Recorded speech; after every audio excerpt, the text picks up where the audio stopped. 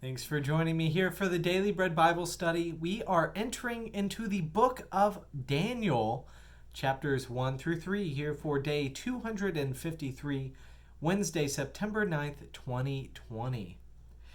In Daniel, it's a book that I find both, kind of comical and prophetic at the same time. The book of Daniel, I should say, is set during the Babylonian exile, where the people of God have been, Jerusalem has been destroyed, and they are carted off there into Babylon. They're under King Nebuchadnezzar.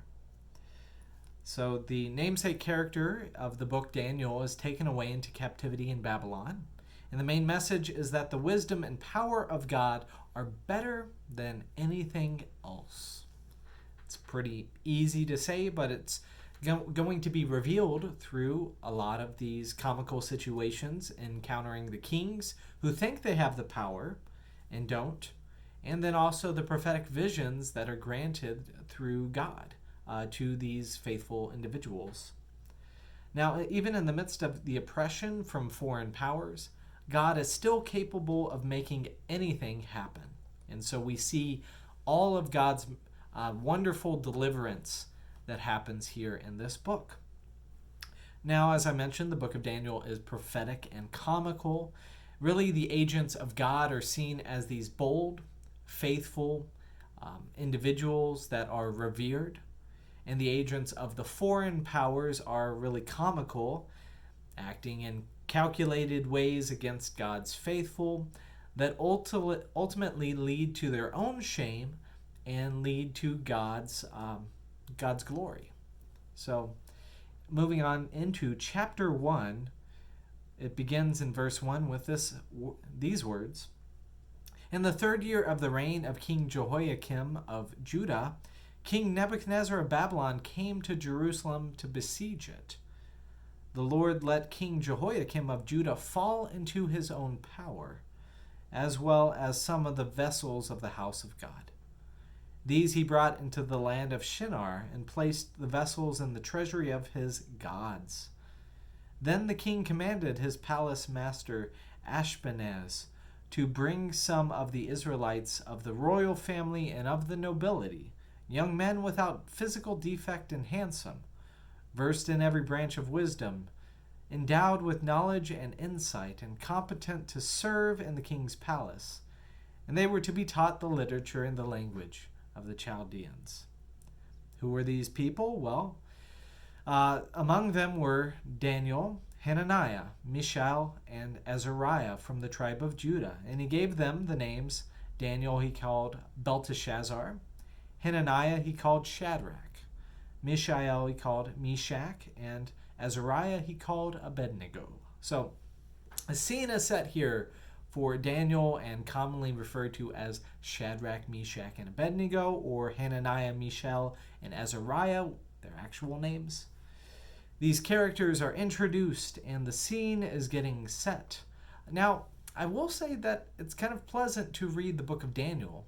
The narrative storytelling is rather easy to follow, or at least I find it easy to follow, and it doesn't need to add too much to the storytelling aspects of it.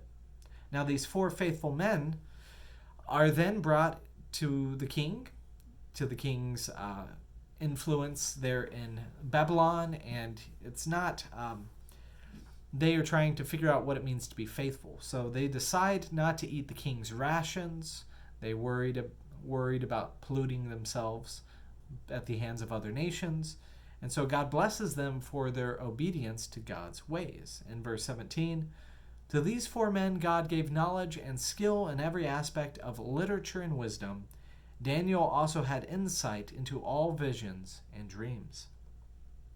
Now the king recognizes their wisdom, these 4 Jews' wisdom, and appoints them to his court. All this continues until the end of the Babylonian captivity, as it says in verse 21. And Daniel continued there until the 1st year of King Cyrus. Remember, King Cyrus of Persia, also known as Cyrus the Great, the individual who overturns the Babylonian captivity and allows the exiled people of Judah and the exiles from Jerusalem to return home. So, setting the stage, we get into some of the actual action here in Daniel chapter 2. In the second year of Nebuchadnezzar's reign, Nebuchadnezzar dreamed such dreams that his spirit was troubled and his sleep left him. Now the king, being troubled by many things, acts rather unjust. He demands that the wise men first guess what dream he had, and second, offer an interpretation of this unknown dream. This is a rather harsh test, and the king has the consequences of death. If you fail, you will be put to death. Now, this makes the king appear rather comical in this sense, that the king's request defies normal logic and makes his actions seem rather frivolous. The king can act on a whim and go with his feelings, and is clearly not taking into account how abusive this style of leadership is. The king is clearly corrupted by his own power. On the other hand, who could possibly give an answer to these harsh demands of the king? They're absurd. Only a gift from God could make this possible, which is in fact what happens. In verse 11, the thing that the king is asking is too difficult, and no one can reveal it to the king except the gods, whose dwelling is not with mortals. This is said by the fellow priests who are not the faithful four of Judah, from the tribe of Judah, I should say. So the king doesn't like the responses of the other wise men and seeks to destroy all of them, including Daniel and Hananiah and Azariah and Mishael. Daniel requests a little time to pray to God, and when Daniel asks for God's mercy, he receives it. He receives understanding, and so Daniel is able to interpret the dream. Daniel said, "Blessed be the name of God from age to age, for wisdom and power are his. He changes times and seasons, disposes kings, and sets up kings. He gives wisdom to the wise and knowledge to those who have understanding. He reveals deep and hidden things. He knows what is in the darkness, and light dwells with him." So Daniel visits the king and boldly proclaims, "There is a God in heaven who reveals mysteries," in verse 28. Daniel interprets the dream of the materials, saying that there's statues with iron, clay, bronze, silver, and gold. And in verse 44, "And in those days of the kings of God of heaven will set up a kingdom that shall never be destroyed, nor shall this kingdom be left to another people. It shall crush all the kingdoms and bring them to an end, and it shall stand forever. Just as you saw that a stone was cut from the mountain not by hands, and that it crushed the iron, the bronze, the clay, the silver, and the gold. The great God has informed the king what shall be hereafter. The dream is certain, and the interpretation trustworthy." So Daniel has the audacity to go to the king and tell him the truth, that God is the God above all other nations.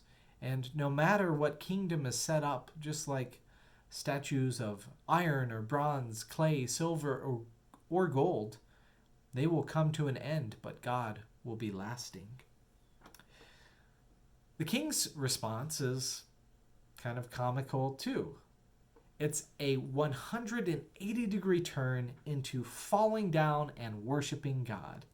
In verse 46 of chapter 2, "Then King Nebuchadnezzar fell on his face, worshipped Daniel, and commanded that a grain offering and incense be offered to him.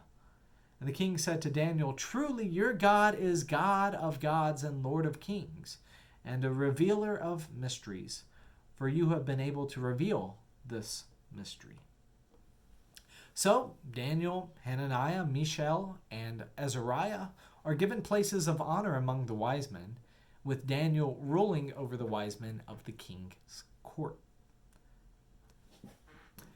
So The faithful people of God stand up to the absurd power of the king and are blessed by God for it. We'll see this pattern continue, especially in chapter 3. So after the proclamation to God at the end of chapter 2, a new chapter begins, and the king goes back to worshiping false idols.